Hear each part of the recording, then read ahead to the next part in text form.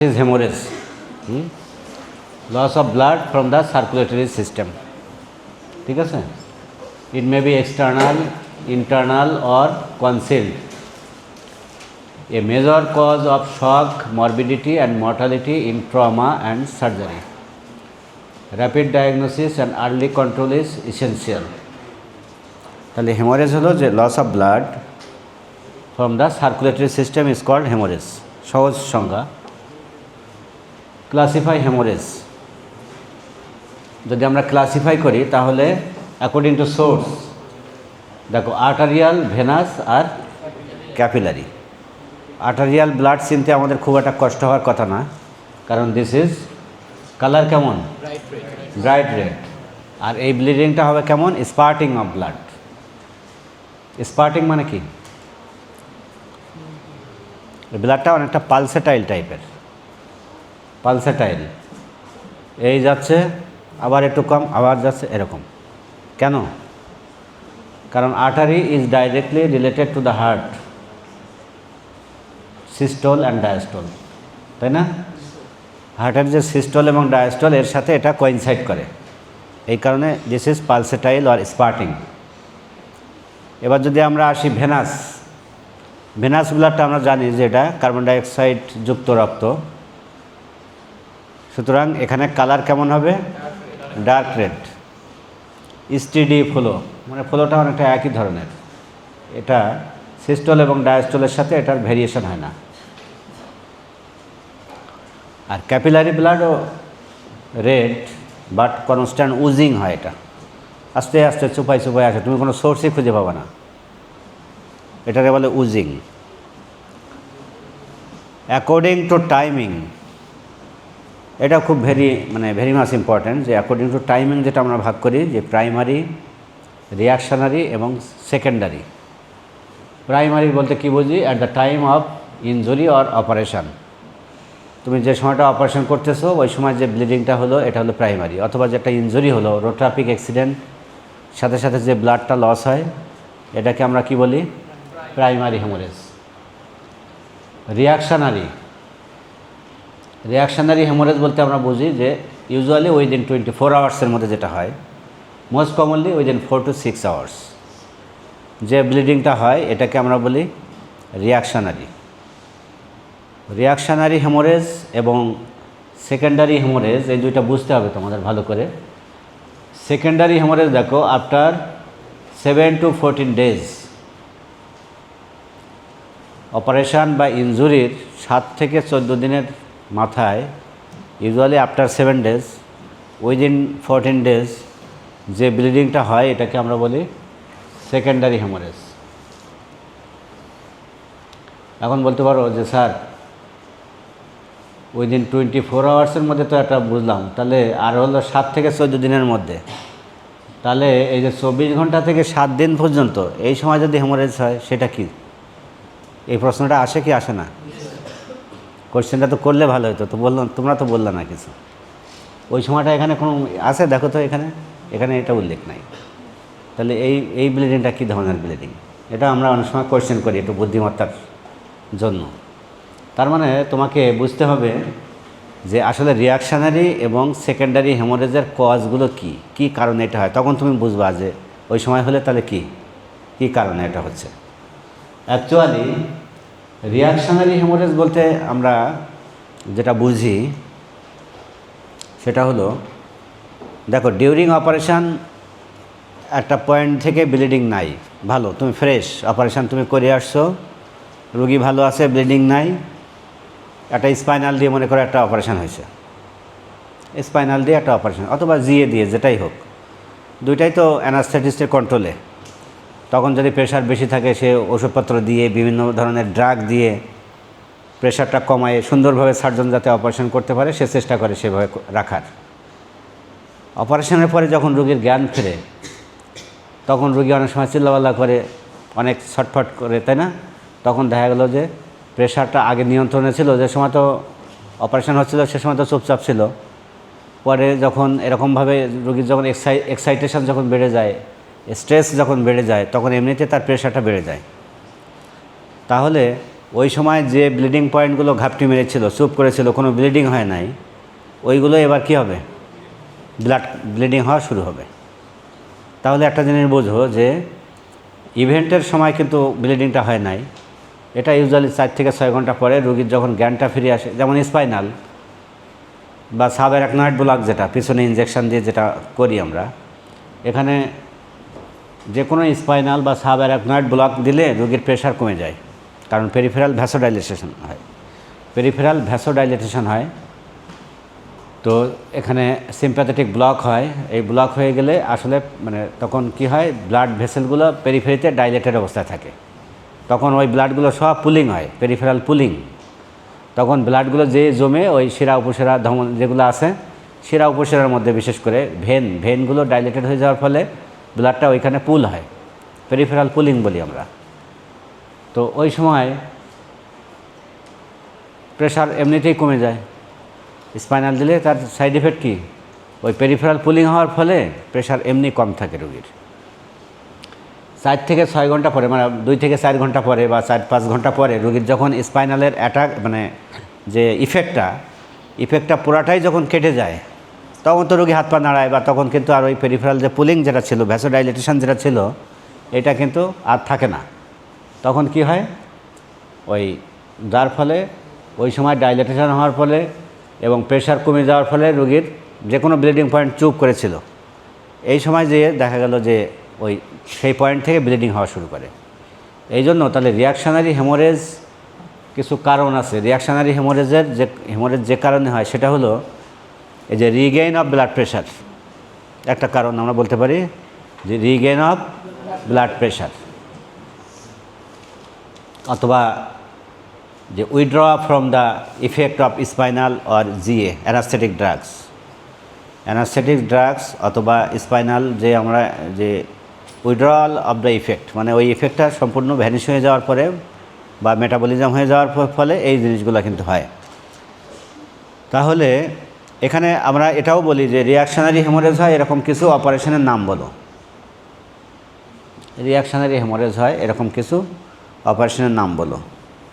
যেমন এটা মনে রাখার জন্য সহজভাবে আমি একটা জিনিস মনে রাখি, গলায় 2 তলায় 2, গলায় 2 আর তলায় 2। গলায় 2 বলতে হলো এখানে টনসিলেক্টমি, টনসিল গলার মধ্যে অপারেশান, আর হলো থাইরয়েডেক্টমি।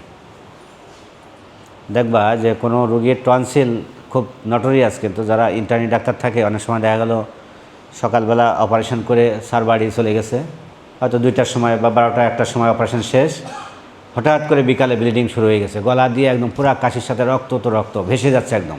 তাড়াতাড়ি ফোন দিল, স্যার ভীষণ ব্লিডিং। এই যে এটা কিন্তু খুব কমনলি হয় এই একটা জিনিস। আর একটা হলো থাইরয়েডের অপারেশন করা, 12টা 1টা 2টার সময় আমরা ফেলে চলে গেলাম, হঠাৎ করে 2-3-4 ঘন্টা পরে ইন্টার্ন ডাক্তার ফোন দিচ্ছে যে স্যার সিভিয়ার ব্লিডিং, গলা দিয়ে একেবারে, এগুলো ম্যানেজ করতে হয়। তো এটা হলো রিয়াকশনারি হেমোরেজ, মনে রাখবা সবসময় গলার ক্ষেত্রে। আর তলায় বলতে হলো প্রোস্টেটেক্টমি, প্রোস্টেট সিভিয়ার ব্লিডিং হয়, প্রোস্টেটের অপারেশন করা, ওখানে ক্যাথেটার লাগানো থাকে, পরে দেখা গেল যে ক্যাথেটার দিয়ে ফ্রেশ ব্লাড আসতেছে, এটা একটা ইম্পর্ট্যান্ট। আরটা হলো হেমোরয়েডেক্টমি, হেমোরয়েড সার্জারি করে চলে যাওয়ার পরে সিভিয়ার ব্লিডিং। এই উদাহরণগুলো খুব ইম্পর্ট্যান্ট, কারণ এই অপারেশনগুলো আমরা আরও রিয়াকশনারি হেমোরেজ ফেস করি, ঠিক আছে। আরেকটা হলো যে সেকেন্ডারি হেমোরেজ বলতে আমরা কি বুঝি? রিয়াকশনারি হেমোরেজের আরেকটা কারণ হলো যে ওই যে স্লিপেজ অফ দ্য লাইগেসার।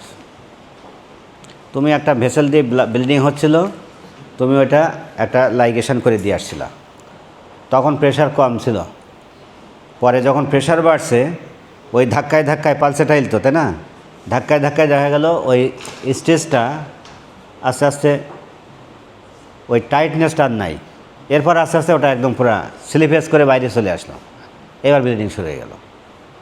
এটা হলো slippage of ligature. Reactionary haemorrhage. আর সেকেন্ডারি যেটা আমরা বলছি, এটা দেখো লেখাই আছে যে ইউজুয়ালি ইনফেকশান অথবা স্লাফিং অফ ভেসেল ওয়াল। এটা কোনো ক্যান্সার বা কোনো গ্যাংগ্রিনাস টিস্যুতে যখন আমরা সার্জারি করি, তুমি মনে করো ওই সময় যেটা ব্লিডিং হচ্ছে, কিছু গ্যাংগ্রিনাস টিস্যু সব সহ একসাথে বেঁধে দিলাম, ব্লিডিং নাই, ভালো, তুমি এরপরে সেলাই টেলাই করে আসলা, কিন্তু ওখানে কিছু গ্যাংগ্রিনাস টিস্যুর মধ্যে ভেসেলটা ছিল, ওইটা তুমি একসাথে বেঁধে দিয়ে আসছো। এইবার ও তো পচা জিনিস, ওকে আর থাকবে? আস্তে আস্তে ওখানে ইনফেকশান তো হবেই, ব্যাকটেরিয়া ভাইরাস এ তো আছেই, ওখানে আবর্জনা আছে না, ওর মধ্যে তো জীবাণু আছে, ওই জীবাণুগুলো আস্তে আস্তে পলিফারেট করে ওইটা ওখানে ইনফেকশান হয়ে দেখা গেল একদম পুরা কমপ্লিট, তুমি যেটুকু পুরা সেলাই দিয়ে আসছিলা পুরাটাই স্ল্যাপ আউট হয়ে গেল, হয়ে ওপেন হয়ে গেল। তখন কী হবে? ব্লিডিং হবে। এটা একেবারে সাথে সাথেই হয় না, এটা 7 থেকে 14 দিন লাগে, কারণ সেকেন্ডারি হেমোরেজের main cause due to infection অথবা স্লাফিং অফ নেক্রোসিস, এইগুলো gangrene, necrosis, slough out, dead tissue যেগুলা, সেইটার উপরে যখন তুমি এই কাজ করবা, ওইটা না হওয়া পর্যন্ত কিন্তু ওইটা ওপেন আপ হবে না। আর ওইটা স্লাফিং হয়ে গ্যাংগ্রিন হয়ে একটা টিস্যু পুষে ওখান থেকে বডি থেকে আউট হইতে তোমার মিনিমাম 7 থেকে 14 দিন সময় লাগবে। ওটা ওই 1 দিন 2 দিন 24 ঘন্টার মধ্যে কখনোই স্ল্যাপ আউট হবে না। তাহলে একটা জিনিস স্ল্যাপ আউট হতে হলে সেটা গ্যাংগ্রিন হতে হবে, গ্যাংগ্রিন হতে গেলে সেটা ইনফেকশান হতে হবে। সুতরাং সেকেন্ডারি হেমোরেজের মেইন কজ হলো ডিউ টু ইনফেকশান। এইবার তাহলে প্রশ্নের উত্তর মিলে গেছে। দেখো, যদি 24 ঘন্টায় হয় নাই, মনে করো 48 ঘন্টায় একটা ব্লিডিং হচ্ছে, তা 48 ঘন্টায় একটা রুগীর পুরাপুরি ইনফেকশান হয়ে স্ল্যাপ আউট হইতে 48 ঘন্টায় কখনো হয় না, এটা হইতে গেলে মিনিমাম 7 ডেজ লাগে।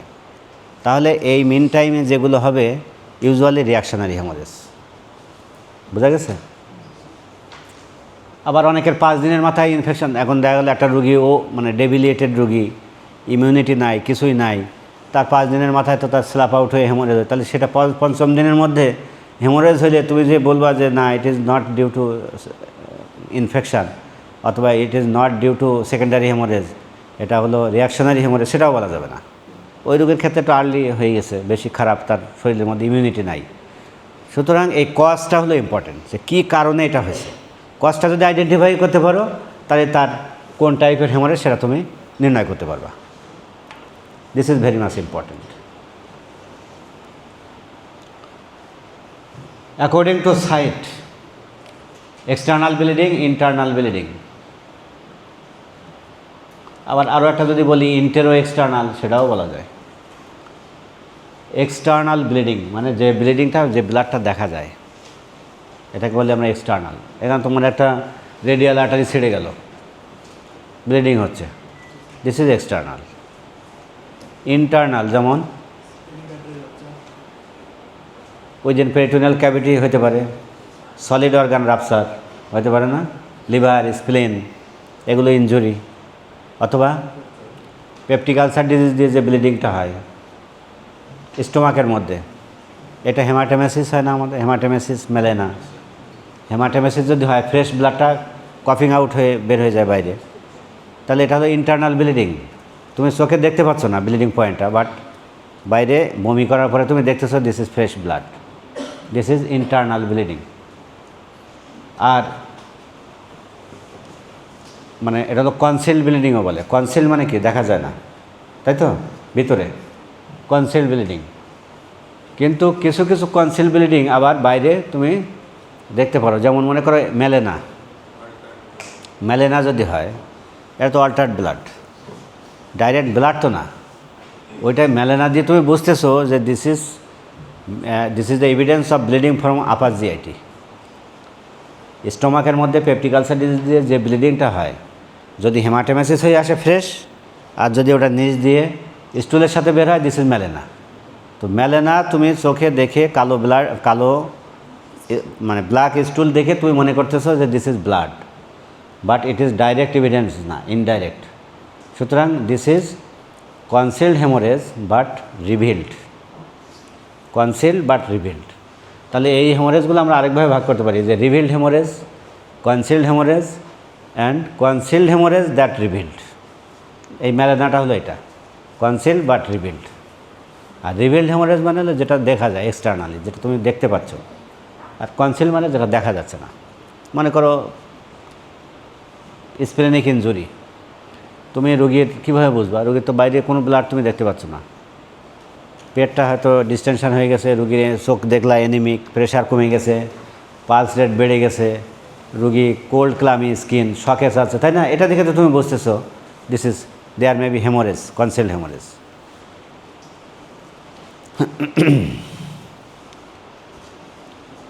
ক্লিনিক্যাল ফিচার্স কি হেমোরেজের? যদি আমরা ক্লিনিক্যাল ফিচার্স খুব সহজ, রোগীর ট্যাকিকার্ডিয়া থাকবে, রোগীর হাইপোটেনশন থাকবে, রোগীর কোল্ড ক্লামি স্কিন পাবা, রেস্টলেসনেস, কনফিউশন, অলিগিউরিয়া, পোর ক্যাপিলারি রিফিল, তাই না?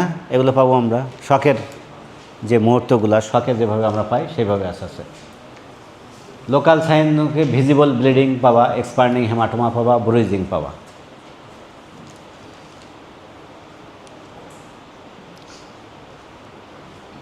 হেমোরেজের কারণে যে এটা হয়, class 1 haemorrhage, class 2 haemorrhage, class 3, class 4 stages of শক না, এটা অ্যাকচুয়ালি এটাও একটা হেমোরেজের ক্লাসিফিকেশান। আসলে এই ক্লাসিফিকেশানটা ক্লাস 1 বলি আমরা যখন রুগীর লেস দ্যান 15% ব্লাড লস হয়। একটা রুগীর কতটুকু ব্লাড থাকে শরীরে? কত? 5 to 6 লিটার। এটার লেস দ্যান 15% যদি লস হয় সেটাকে আমরা বলি ক্লাস 1 হেমোরেজ। ক্লাস 2 হলো 15 to 30%। ক্লাস 1-এ আমরা সাধারণত মাইল্ড ট্যাকিকার্ডিয়া হতে পারে, এর বেশি কিছু দেখা যায় না, আর সব কিছু ঠিক থাকে। রোগী পেশেন্ট এটাকে কম্পেনসেট করে, তার যে বডির যে হোমিওস্টাসিস মেকানিজম, এটা দিয়ে এটাকে কম্পেনসেট করতে পারে সহজে। 15 to 30% যখন হয় তখন যেগুলো পাবা যে tachycardia, tachypnoea, narrow pulse pressure, systole এবং ডায়াস্টোলের মধ্যে ডিফারেন্সটা কমে যায় তখন। ক্লাস 3 হেমোরেজ বলতে আমরা বুঝি 30 to 40%। এখানে রুগীর হাইপোটেনশন ডেভেলপ করবে, কনফিউশনের একটা স্টেজে চলে যাবে রুগী। আর মোর দ্যান 40% যদি হয় তাহলে রুগীর সিভিয়ার হাইপোটেনশন এবং impending cardiac arrest. Causes of surgical haemorrhage. Surgical haemorrhage হতে পারে, দেখো, penetrating or blunt injury, long বোন ফ্র্যাকচার যদি হয়, তারপরে সার্জিক্যালি দেখো slip of ligature, inadequate হিমোস্টাসিস, infection, যেটা সেকেন্ডারি হেমোরেজ, বিভিন্ন কারণে আমরা আগে আলাপ করছি। আর মেডিকেল কিছু কজ আছে, যেমন কোয়াগুলোপ্যাথি যদি থাকে, অথবা অ্যান্টিকোগুল্যান্ট থেরাপি যদি রোগী পায়, প্লাটিলেট ডিসঅর্ডার, যেমন ডেঙ্গু টেঙ্গু আছে, বিভিন্ন ধরনের রোগ আছে যে ডিজিজগুলোতে আমরা জানি যে ব্লিডিং টেন্ডেন্সি থাকে। একটা লং বোন ফ্র্যাকচারে কী পরিমাণ ব্লাড লস হতে পারে? টিবিয়া, একটা রিব যদি ফ্র্যাকচার হয় কতটুকু যায়? একটা রিব 150 ml। যদি টিবিয়া যায় তাহলে টিবিয়া 500 ml মিনিমাম, 500। আর যদি ফিমার যায়, হ্যাঁ, 1.5 থেকে প্রায় 2 লিটার পর্যন্ত চলে যেতে পারে। 1.5 থেকে 2 লিটার। পেলভিস ফ্র্যাকচার এরকম 1.5 থেকে 2 লিটারের মতো চলে যেতে পারে। তার মানে একটা রুগীর 4 থেকে 5 লিটার ব্লাড থাকলে তার অর্ধেক পর্যন্ত একটা বোনস ফ্র্যাকচারে এত পরিমাণ ব্লাড লস হতে পারে, এটা তোমাদের আইডিয়া থাকতে হবে। এক মুষ্টি ব্লাড, এই যে ক্লেন্সড ফিস্ট আমরা যে হিসাব করি, ব্লিডিং যেটা হলো, ক্লট যেটা হলো, তুমি যদি ক্লেন্সড ফিস্ট মানে তুমি যদি এক মুষ্টি এরকম ক্লট নাও তাহলে তাকে কতটুকু ব্লাড? 500 ml। 500 ml। তাহলে ব্লাড লসটা তোমাকে তো হিসাব করে নিরূপণ করতে হবে। আমরা যখন সার্জারি করি, কোন সার্জারিতে কী পরিমাণ ব্লাড লস হতে পারে এটা আমরা মাথায় রাখি। কোন রোগীর ব্লাড ডোনার থাকতে হবে, কোন রোগীর থাকতে হবে না, এটা আমরা আগে থেকে ডিটারমাইন করি। তাই তোমার এগুলো তো জানতে হবে। ডিউরিং অপারেশান ইভাপোরেশন অফ হয় না, ইভাপোরেশন হয় না। তুমি একটা রুগী এক্সপোজ, তুমি একটা রোগীর ওপেন একটা উন্ড, বড় একটা অপারেশন করতেছো 4-5 ঘন্টা ধরে, তার তো একটা ব্লাড লস ক্যালকুলেশন করতে হবে তোমাকে। তাহলে তার যে ইভাপোরেশন আছে, বিভিন্ন গজ মপ তুমি তো এর মধ্যে দিচ্ছ, সেটা দিয়ে সাক আউট বা সাকশান দিচ্ছি, তাহলে আমার যে হিসাবটা করব আমি, আমার টোটাল ক্যালকুলেশন করা লাগবে না? তাহলে আমাদের যে সাকার মেশিনে কতটুকু হলো, কয়টা মপ আমার ভিজলো, কতটুকু আমি হাতে করে এরম ক্লেন্স ফিস্ট যেটা আমাদের হাতে, যে কত মুষ্টি ব্লাড তুমি ফেলে দিছো হাতে করে, তাহলে এগুলোই তো তুমি হিসাব করবা যে তাহলে কতটুকু লস তার হয়েছে। তুমি যদি না জানো যে কোনটাতে কতটুকু, তাহলে তুমি যদি মনে করো একটা রুগীর অপারেশন করে তুমি দেখলা যে তার যে সাকার যে ব্যারেল যেটা থাকে এর মধ্যে তুমি মনে করো যে 500 ml ব্লাড আছে, তোমার মনে করো যে 5টা মপ ভিজে গেছে, তোমার 5টা মপ তুমি ইউজ করছো, 5টা মপ ভেজা, আর তুমি হাত দিয়ে এরকম ওঠাইছো 2 মুষ্টি, রোগীর মনে করো তাহলে কতটুকু ব্লাড লস হলো? তাহলে আমার পাত্রে আছে 1000, 5টা ভেজাইছি আমি, মপ ভেজে গেছে 5টা, আর এদিকে তুমি 2টা ক্লেন্স ফিস্টে মনে করো এখানে 1 লিটার, ওখানে আছে 1 লিটার। আর এবার তুমি এটা হিসাব করবা কী করে? ইভাপোরেশন প্লাস এই যে তোমার যে 5টা মপ যে ভিজলো, মপের খালি ক্যালকুলেশন করবা কী করে? মপের ক্যালকুলেশন হলো একটা ড্রাই মপ, তার তো একটা ওজন আছে, একটা ওয়েট মপ, তাহলে ওয়েট মপ 5টার ওজন কত আর ড্রাই অবস্থায় কত ছিল, তাহলে এটা যে বিয়োগ করলা, বিয়োগ করে আবার এখানে আরও ক্যালকুলেশন আছে, ইভাপোরেশনটা তো হিসাবে আসতেছে না, এই জন্য যে ওজনটা হবে সেটারে 1.5 থেকে 2 পর্যন্ত ক্ষেত্র বিশেষে 1.5 বা 2 এরকম এই রেঞ্জ হলো এটা দিয়ে গুণ করবা, করলে যত ml ব্লাড হবে ওই টোটাল ব্লাডটা ওইখানে লস, তাহলে এই টোটালের সাথে যোগ করলে তোমার টোটাল অত ml ব্লাড লস হয়েছে রোগীর। বুঝছো না?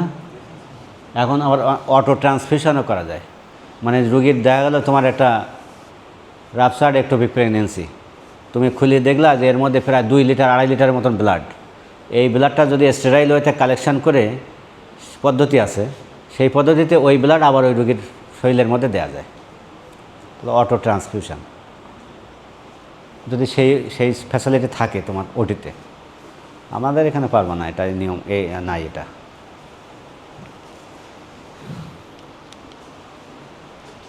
ডায়াগনোসিস, ক্লিনিক্যাল অ্যাসেসমেন্ট, এবিসি মানে কি? এয়ারওয়ে, ব্রিদিং, সার্কুলেশন, তাই না?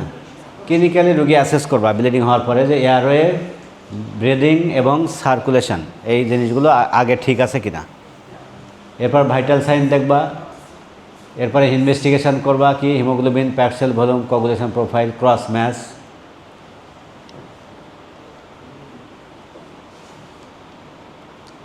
ম্যানেজমেন্ট প্রিন্সিপাল কি? Immediate resuscitation, airway, breathing, 2 large bore IV cannula, crystalloids, early blood transfusion and identify the source.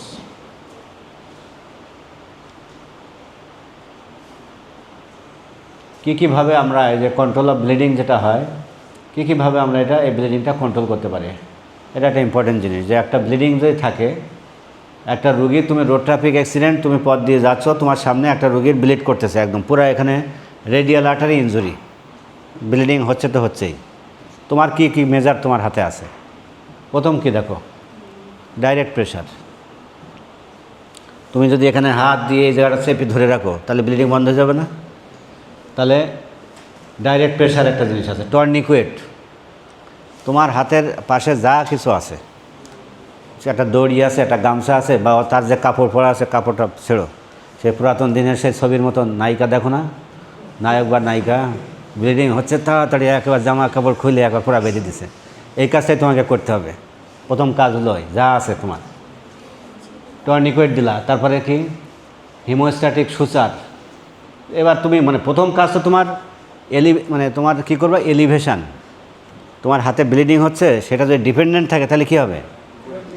আরও ব্লিডিং হবে। তাহলে এটাকে এলিভেট করতে হবে, হাতটা এলিভেশন, তারপর ডাইরেক্ট প্রেশার, এরপর টর্নিকুয়েট। মানে এগুলো তোমার ইমিডিয়েট তোমার হাতে যে কোনো জায়গায় যে কোনো পরিস্থিতিতে তুমি পারবা এটা।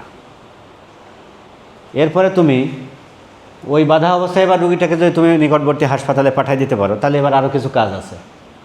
এবার তুমি সুচার, হিমোস্ট্যাটিক সুচার দিতে পারো, লাইগেসার বা ক্লিপিং করতে পারো। তারপর ডায়াথার্মি আছে আমাদের, যেটা ডায়াথার্মি থেকে ইলেকট্রোকটারি করতে পারি।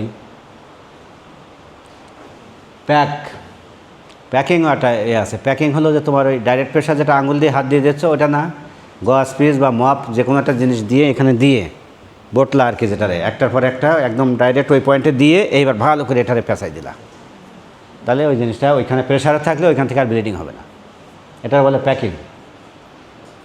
এরপরে এন্ডোভাস্কুলার প্রসিডিওর, এম্বোলাইজেশন এটা আছে, অনেক মেথড আছে। ব্লাড ট্রান্সফিউশন আমরা মোটামুটি আরেকটা চ্যাপ্টার আমাদের আছে, সেখানে আমরা যাব, সেখানে আমরা এই জিনিসটা আলাপ করবো আরও বেশি। তো এখানে তোমার ব্লাড ট্রান্সফিউশন না করি, কমপ্লিকেশান, হেমোরেজের কমপ্লিকেশান কি? শক আছে, multi organ failure, coagulopathy, acute kidney injury, compartment syndrome, death. Prevention of surgical haemorrhage, proper pre operative evaluation. যদি রোগী কোয়াগুলোপ্যাথিতে থাকে তাহলে সেটাকে কারেকশান করতে হবে। একটা রুগী দেখালো অ্যান্টিপ্লেটলেট খায়, ইকোস্পিরিন খায়, তুমি ইকোস্পিরিন বন্ধ না করে রোগীর অপারেশনে চলে গেলা। ইকোস্পিরিন মিনিমাম কতদিন আগে বন্ধ করা লাগে? ইকোস্পিরিনের অ্যাকশান কতদিন থাকে? 7 days পর্যন্ত। এই জন্যে যেসব রোগী হার্টের রোগী, ইস্কেমিক হার্ট ডিজিজ যেসব রোগী বাড়িতে ইকোস্পিরিন খায়, তুমি ইভ্যালুয়েট না করে রোগীরা বললা যে তুমি কালকে তোমার অপারেশন, দেখা গেলো সে রোগীটা ইকোস্পিরিন খায়, তুমি যে অপারেশনে করো না কেন তার ব্লিডিং বন্ধ করতে পারবে না। তাহলে এই যে প্রপার ইভ্যালুয়েশান, যদি তুমি এগুলো প্রি অপারেটিভ ইভ্যালুয়েশানটা ইম্পর্টেন্ট জিনিস।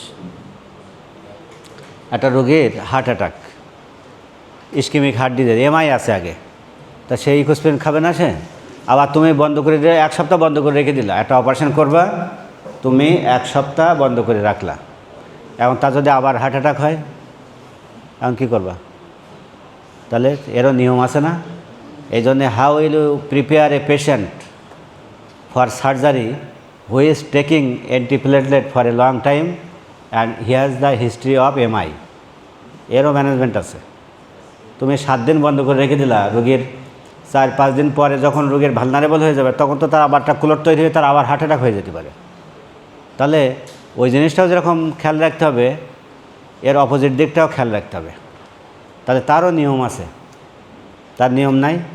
একটা রোগী হাই রিস্ক রোগী, তার শুধু বন্ধ করে দিয়ে তুমি অপারেশন করবা সেটা হবে না। তাহলে তাকে প্রথমে এই যে লং অ্যাক্টিং যেগুলো, এই যে ইকোস্পিরিন বা ক্লোপিডিগ্রেল যেগুলো পায়, এইগুলো অ্যাটলিস্ট 1 সপ্তাহ আগে বন্ধ করবা।